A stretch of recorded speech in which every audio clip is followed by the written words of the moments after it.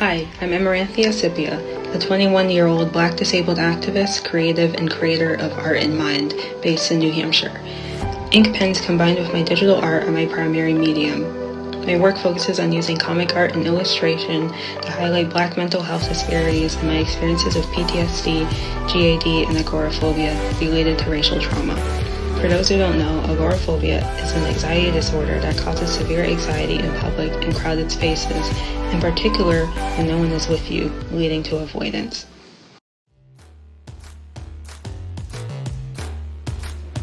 My early childhood heavily influences my artwork.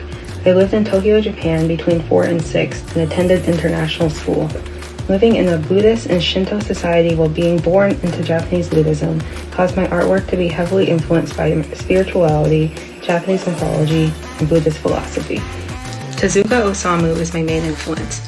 He was a creator of Astro Boy and Blackjack.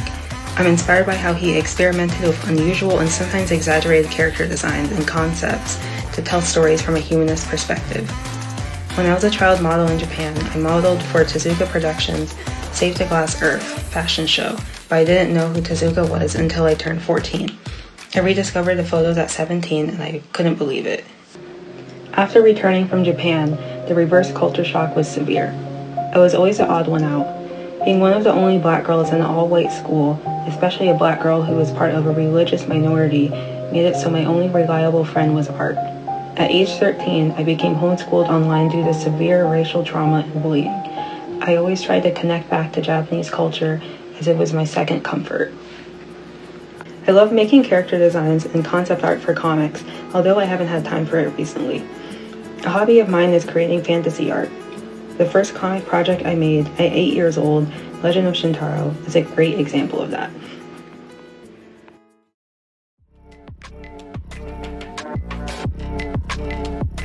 The main thing I'm known for is my super shy bunny character Sarah, aka Emo Bunny. Emo Bunny is my comic project that I created after receiving my diagnosis of generalized anxiety disorder, or GAD, in 2017. I barely saw any examples of Black girls coping with and overcoming anxiety, so I decided to create Sarah as a way to express my experiences. Her emotional support cat Serenity comforts her, helping her overcome her struggle with anxiety and depression. Her anxiety is personified as a monster whose power increases as she becomes more stressed.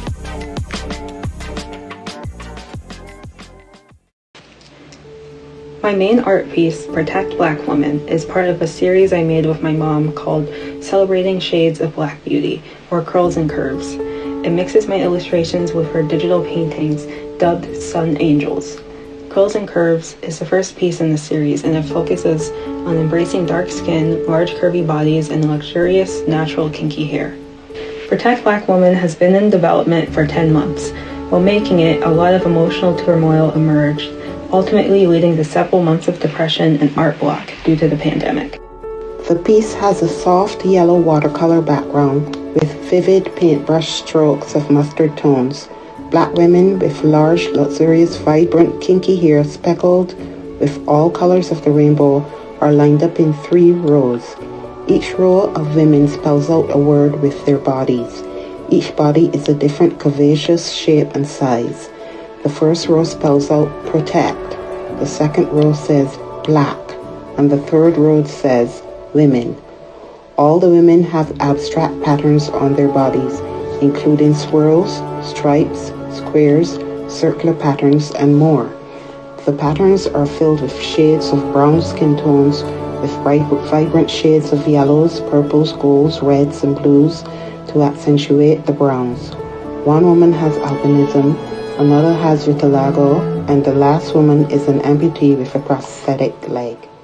Many Black women are neglected, lost, and can never find an accepting and empathetic place, a place not to feel like we have to handle constant burdens. We're unprotected, and it's painful to see and experience firsthand. So many Black and non-Black male idols get away with the mistreatment of Black women and girls. My mom and I feel like we're floating, and when we find a place that might be accepting, we're fearful that it's just an illusion. If the Black community doesn't protect us and take accountability for hypermasculinity and homophobia, then who will? According to the blackburncenter.org article, Black Women and Domestic Violence, 40% of Black women will face domestic violence versus 31.5% of women overall. 53.8% of Black women have experienced psychological abuse, and 41.2% are survivors of physical abuse. We are 2.5 times more likely to be murdered by men. These killings are 92% intraracial. It is the #1 health issue plaguing Black women. As seen by this statistic, this isn't just a personal experience. It is a fact that Black women are undervalued and unprotected, even by our own communities.